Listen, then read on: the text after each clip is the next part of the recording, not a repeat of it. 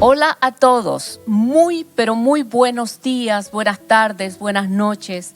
Le damos la más cordial bienvenida a esta transmisión desde Casa de Oración Cristiana, Avenida Santa Elena en la ciudad de Panamá.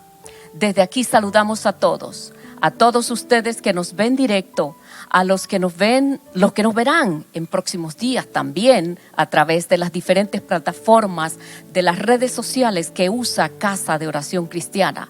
Nosotros somos una gran familia que está ubicada en la ciudad de Panamá, pero también en diferentes partes de la ciudad y en el interior del país. Les saludamos a todos. Sean todos muy, pero muy bienvenidos a esta cápsula de esperanza. En esta noche pretendemos, además de compartir la palabra por breves minutos, orar con todos ustedes. Oremos todos juntos porque nuestro Dios Todopoderoso reina. Muy bien, mis queridos amigos y hermanos, la Biblia está llena de historias fascinantes, cada una muy particular. Siempre las historias de la Biblia están entrelazadas las unas con las otras. Y hoy estaremos hablando de cómo los hijos de Dios pelean sus batallas, cómo gobiernan sus luchas, cómo se rigen a través de la vida, usando el caso de la antigua Israel.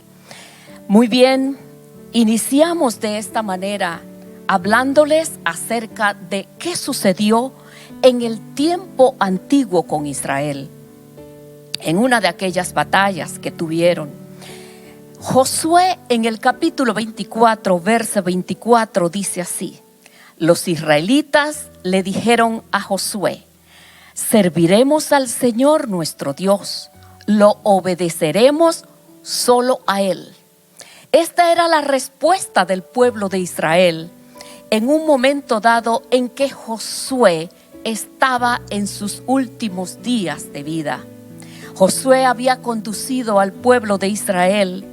Él hizo todo lo que se le había encomendado. Josué entró a la tierra prometida, conquistó la tierra prometida, distribuyó la tierra prometida, o sea, los preparó para vivir allí. Pero Josué pasó a la presencia de Dios. Josué murió y murieron todos los ancianos que con él trabajaron. Ahora se encuentra el pueblo en ese trabajo que había comenzado Josué precisamente.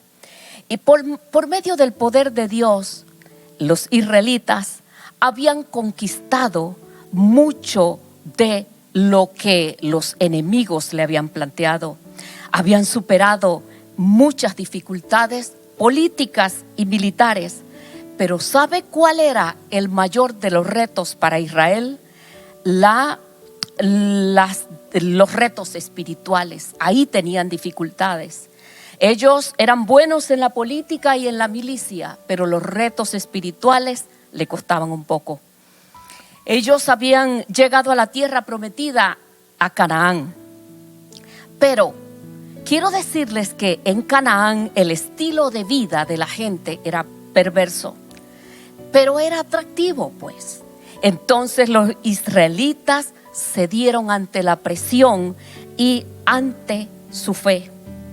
La lección número 1 que recibimos en esta enseñanza es que si pensamos que podemos vencer los retos de la vida solamente con nuestra fuerza de voluntad, pronto nos daremos cuenta de que las tentaciones y las presiones que nos rodean son demasiado fuertes para resistirlas. Sí, cuando pensamos que lo podemos hacer con nuestra fuerza de voluntad, porque no es con nuestra fuerza de voluntad, es amparados en el poder de Dios.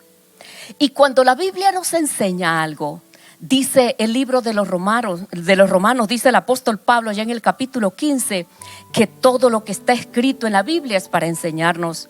Lo que en ella se nos dice nos ayuda a tener ánimo y paciencia y nos da seguridad en lo que hemos creído. Así que las enseñanzas del tiempo antiguo también son para nosotros hoy. Les decía que el pueblo de Israel comenzó a perder el control de la tierra. Algo que hizo Josué, además del trabajo militar, fue que los mantuvo centrados en Dios y en sus propósitos, y todo iba perfectamente bien. Pero ahora Israel entra en uno de los periodos oscuros de su historia. Perdieron la motivación, abandonaron su compromiso. Básicamente, la razón de esta decadencia tan rápida fue el pecado. El primer factor que a ellos los distanció de Dios fue una obediencia parcial. Se les había dicho antiguamente que ellos tenían que sacar a los enemigos de esa tierra. Pero ¿qué hicieron? No sacaron a los enemigos por completo, los dejaron allí. Y esto les permitió que se unieran en matrimonio con ellos, rindieron culto a sus ídolos. Y dice el libro de los Jueces en el capítulo 17, que era una época en que cada uno hacía lo que bien le parecía según su propio criterio. ¿Cuál fue el resultado de esta desobediencia? Poco tiempo después, los israelitas se convirtieron en cautivos de sus enemigos y desesperadamente nuevamente le piden a Dios que los salve y que los rescate del enemigo. Así que la lección número 2 que aprendemos hoy es que la obediencia parcial es desobediencia a Dios. Pero seguimos la vida del pueblo de Israel a través de la historia.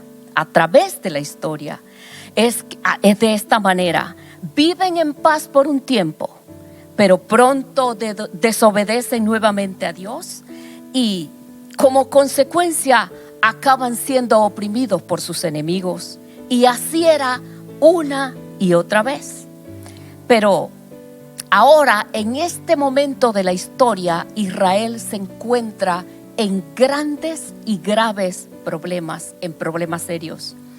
Entonces, Dios, que es misericordioso y que es fiel a sus promesas, que es muy fiel a su pacto, por amor levantó jueces que los liberaran. Pero ¿quiénes eran los jueces? ¿Y qué hacían? ¿Quiénes eran ellos? El 7º libro del Antiguo Testamento recibe el nombre de el libro de los jueces. Y este título se le da a las personas que gobernaron sobre Israel durante un periodo que va desde Josué hasta Samuel. Se les llama jueces, según el capítulo 2, verso 16 del libro que lleva ese nombre, aunque la función principal de ellos era la liberación de los hebreos oprimidos por medios militares. El libro de los jueces cubre una brecha histórica amplia, desde la muerte de Josué hasta la inauguración de la monarquía. A la vez, el libro de Josué nos revela que tanto moral como políticamente este pueblo descuidó su herencia religiosa y acomodó su fe al paganismo que lo rodeaba. También revela la necesidad que tenía el pueblo de unidad y de la firmeza de un gobierno. Y ahora nos introducimos en este libro fascinante, el libro de los jueces. Esto abarca un periodo de 325 años. Registra 6 periodos sucesivos de opresión y de liberación y las historias de 12 jueces o libertadores. Esta es la historia de los jueces, que no eran perfectos, pero que Dios los usaba. Jueces nos habla del pecado y sus consecuencias. Y hablando en una forma muy actual, mire cómo era esto de ese pecado, cómo actúa el pecado en la humanidad. Es como una herida, cuando tenemos una herida abierta o cuando tenemos un problema viral o un problema infeccioso. Primero se infecta, se transmite, contamina el cuerpo y contamina a otros. Así, el pecado es la misma forma que actúa el pecado a través de la historia, que crece y se esparce. Y yo sé, queridos amigos, que por 7 meses nosotros hemos aprendido y escuchado y sobreescuchado acerca de algo parecido. Así trabaja el pecado. Primero se contamina, la herida se contamina, el virus llega, la infección llega, pero esto se esparce y va minando y va contaminando. Y esto fue lo que sucedió en aquel tiempo. Pero mire la historia. Existe un periodo trascendental del libro de los jueces al que yo quiero hacer alusión hoy. Y fue el periodo dirigido por Débora. Débora fue la única mujer juez entre 12 hombres. Débora tenía grandes capacidades para dirigir, como mediadora, como asesora y como consejera. Cuando se le llamó a dirigir, pudo planificar, dirigir y delegar el proceso que tenía que llevar a cabo. Tenía el don profético y era una compositora extraordinaria de canciones. Pero junto a Débora como mujer tenía que existir alguien que dirigiera la parte militar. Y ese fue Barak, quien la acompañó en esta misión. Y Barak era el encargado de reunir a los guerreros de Israel para la batalla. Y dice que el capítulo 4 del libro de los jueces dice que el pueblo volvió a hacer lo malo ante los ojos del Señor y fueron oprimidos por 20 años. Sin piedad, los cananeos los oprimieron. El comandante del ejército enemigo se llamaba Sísara y tenía, dice, 900 carros hechos de hierro. Pero los israelitas esperaron 20 años de opresión, de luchas, de humillaciones por parte de lo que ahora eran sus enemigos, hasta que llegó el día en que clamaron al Señor por su ayuda. Y el Señor no se hizo esperar. La planificación para la batalla contra el territorio enemigo se organizó y se planteó.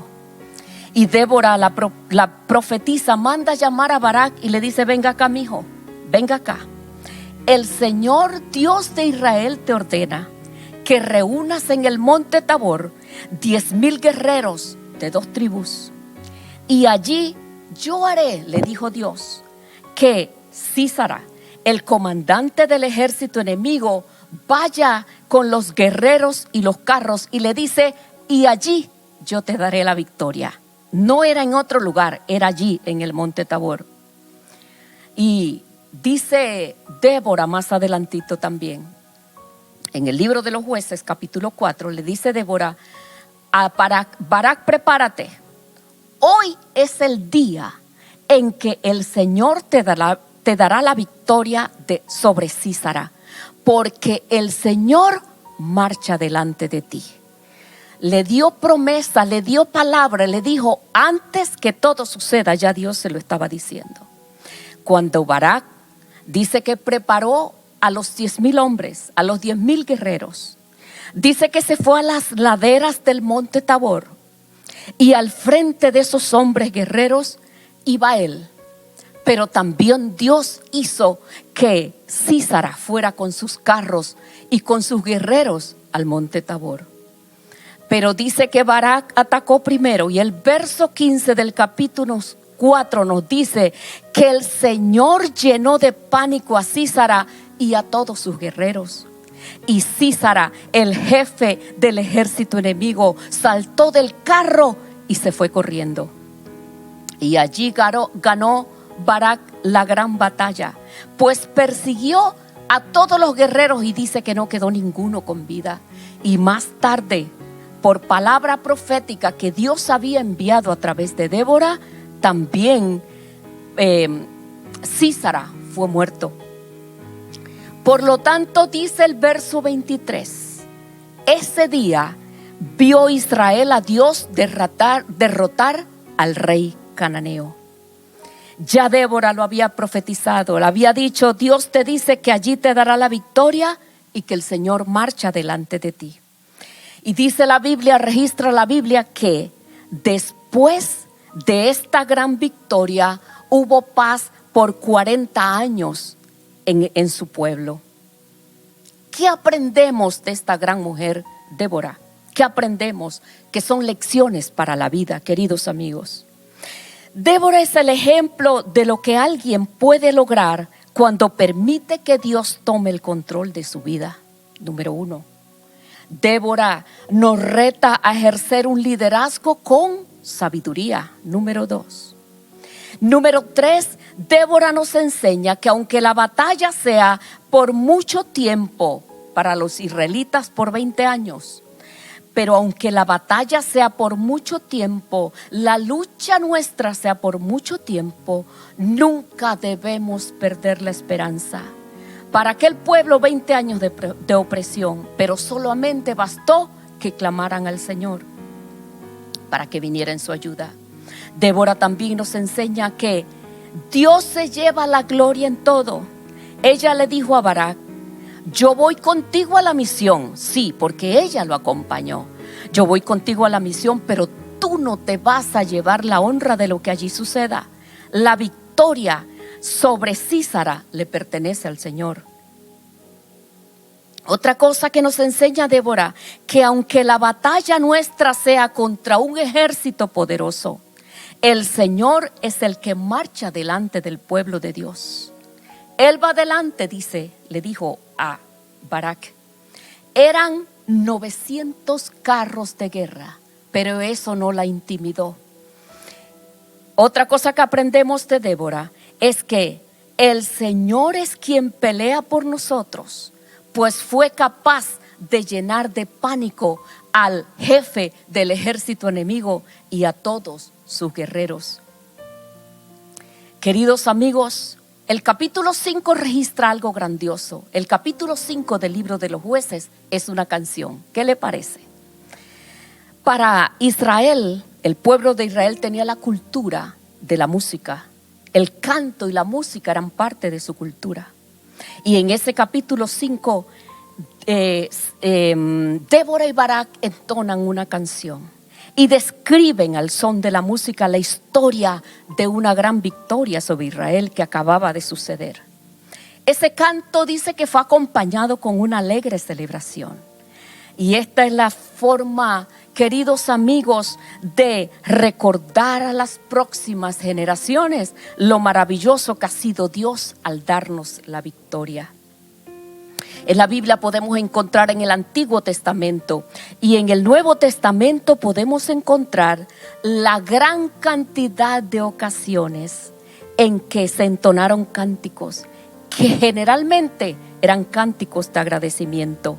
Por eso Débora también nos enseña que la música y los cantos son una forma de expresarle al Señor nuestro agradecimiento por su fidelidad. Sí, así es, queridos amigos. Y es que por estas experiencias nos damos cuenta que la actitud con que se cantaron esos cantos llevaron a las personas a centrar su atención en Dios. Era el vehículo para la celebración espiritual, para recordar la fidelidad de Dios en todas las batallas de los hijos de Dios. Queridos amigos y hermanos, han pasado algunos meses de una gran batalla que libera el mundo entero y entre ellos nosotros también. La batalla ha sido seria, no la hemos terminado, pero Dios ha estado con nosotros. Mucha gente se ha desanimado, mucha gente se siente triste, con justa razón. Muchos cristianos han perdido el brillo de la vida cristiana.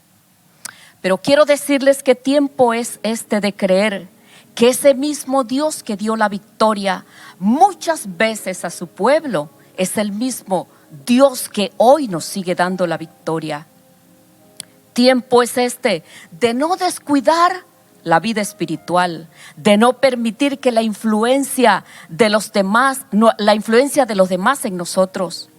Tiempo es este de consagración, de dejar a un lado lo que impide una buena relación con el Señor. Tiempo es este de ver cada día a Dios nuestro Padre actuar cuando a Él clamamos. Los hijos de Dios clamamos a Él. Dice la Biblia que somos pueblo suyo, que somos ovejas de su prado. Y Él pelea nuestras batallas y está con nosotros y nos lo dice en una gran cantidad de promesas. Él dice que estaría con nosotros todos los días hasta el fin del mundo. Queridos amigos, ¿dónde está la clave de todo esto? La obediencia al Señor será nuestra victoria. Sí, la obediencia al Señor será lo que nos acompañará a liberar esta batalla tan grande que libramos. Yo quiero que en este día nosotros nos solidaricemos con los que padecen necesidad. Así como muchas personas se encuentran en luchas y batallas, la enfermedad ha herido a algunos, a otros los ha herido la necesidad económica.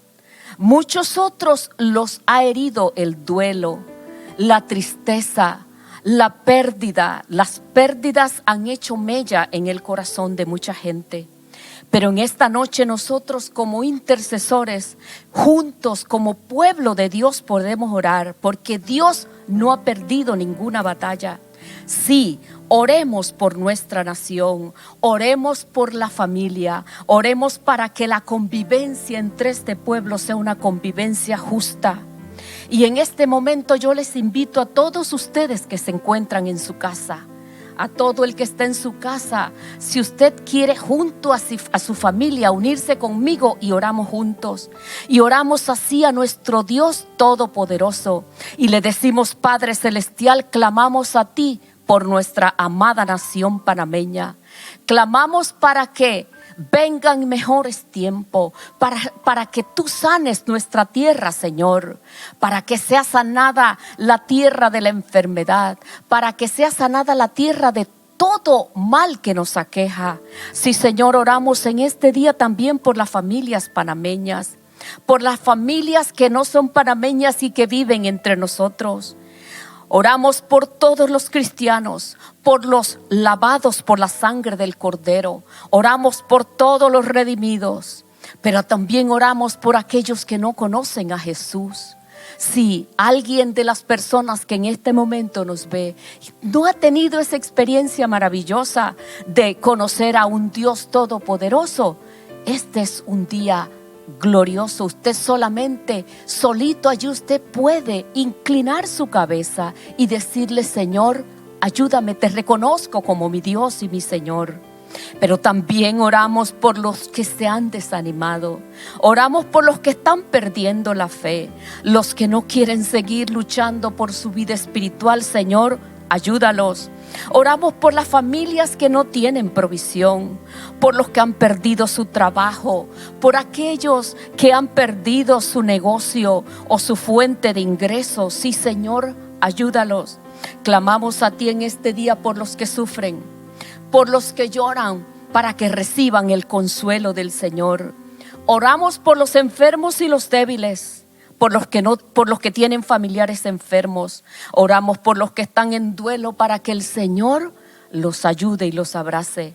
Oramos por sabiduría en este día para el pueblo de Dios. Mucha sabiduría para enfrentar los retos por venir. Señor, que en este tiempo el pueblo de Dios sea prudente.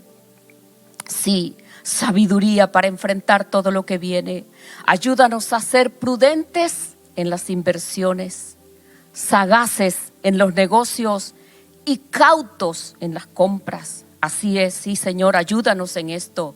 Ayúdanos, Señor, a ayudar a otros, a ser solidarios con los que sufren. Todavía el Señor va delante de su pueblo. Todavía el Señor va delante de su pueblo. Todavía el Señor marcha delante de los que temen a su nombre. Todavía el Señor salva a su pueblo de la lucha contra el enemigo. Todavía nuestro Dios tiene poder. Todavía el Señor Todopoderoso reina. Yo bendigo a todas las familias. A esta gran familia llamada Casa de Oración Cristiana, le bendigo en este día. Que el Señor les bendiga y que les guarde.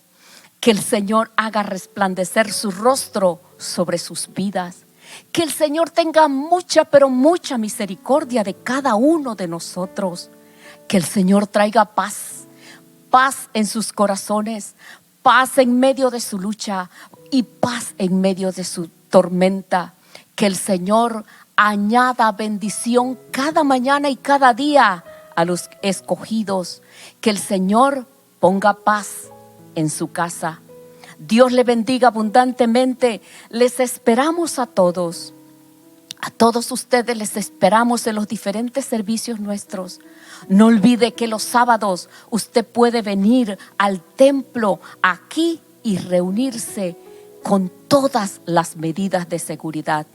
Que Dios le bendiga abundantemente y nos vemos en la próxima cápsula de esperanza.